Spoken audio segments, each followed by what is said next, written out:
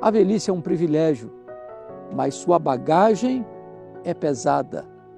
Mesmo sendo chamada por alguns de idade de ouro, essa fase outonal da vida não é indolor. Muitos colhem na velhice os amargos frutos que plantaram na juventude. Outros passam a velhice na solidão, porque jamais investiram em bons relacionamentos, nem mesmo dentro da família. A velhice ditosa é resultado de uma semeadura feita ao longo da vida. Como enfrentar vitoriosamente a velhice? Em primeiro lugar, reconhecendo que a velhice é um tempo de fraqueza física. O salmista orou: não me rejeites na minha velhice, quando me faltarem as forças, não me desampares. Na velhice, não raro, ficamos com os olhos embaçados, com as pernas bambas e com os braços sem vigor. Fechamos esse ciclo da vida dependendo de cuidados. Não conseguimos mais lidar com os desafios da vida com o mesmo vigor da juventude. Em segundo lugar, reconhecendo que a velhice é tempo oportuno de testemunho. Se nossas forças físicas vão sendo depauperadas na velhice, nossa maturidade espiritual vai se robustecendo. O salmista clamou a Deus e pediu: não me desampares, pois, ó Deus, até a minha velhice e as cãs, até que eu tenha declarado à presente geração a tua força e às vindouras o teu poder.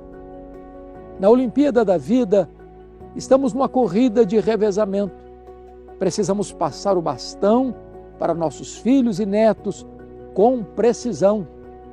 Precisamos transmitir a eles quão grande é o nosso Deus e quão magnífico é o seu poder. Isso é mais do que um mero tradicionalismo que mantém a fé morta dos que estão vivos. Isso deve ser uma tradição sagrada que realça a fé viva daqueles que já nos antecederam. O maior legado que podemos deixar para nossos filhos e netos, para esta e a futura geração, é o testemunho vivo e fiel do Evangelho. Bens materiais e conhecimento intelectual sem a riqueza do Evangelho pode constituir-se num desastre para as futuras gerações, pois nada afasta mais o homem de Deus do que sua tola autossuficiência. Em terceiro lugar, reconhecendo que na velhice não podemos nos aposentar da vida. A aposentadoria é o sonho dourado do trabalhador. Muitos anelam tanto por ela que se esquecem de aproveitar a vida enquanto trabalham. Aqueles que se aposentam e vestem um pijama morrem cedo. Aqueles que se aposentam da vida e desistem dos sonhos da velhice deixam de desfrutar das alegrias das cãs. Assim como não existe aposentadoria no reino de Deus, também não existe aposentadoria da vida. Devemos viver à semelhança de uma vela, brilhar com a mesma intensidade até o final. Viver com alegria, gratidão e entusiasmo deve ser o nosso lema todos os dias. Em quarto lugar, reconhecendo que na velhice Deus nos farta de bens e nos renova as forças. A velhice pode ser amarga e dolorosa se for vivida na solidão dos homens e no desamparo divino.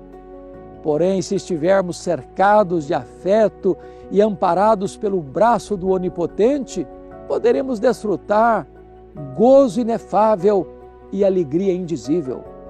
O salmista disse que Deus é quem farta de bens a nossa velhice, de sorte que a nossa mocidade se renova como a da águia. O profeta Isaías disse que Deus faz forte ao cansado e multiplica as forças ao que não tem nenhum vigor. Os que esperam no Senhor renovam as suas forças, sobem com asas como águias, correm e não se cansam, caminham e não se fatigam. Em quinto lugar, reconhecendo na velhice, podemos ser cheios do Espírito Santo. As lembranças são um grande legado da velhice, mas os velhos não devem viver apenas de memórias. A velhice é tempo de ser cheio do Espírito Santo e alimentar grandes sonhos. Abraão, com 75 anos, iniciava a mais emocionante jornada de sua vida.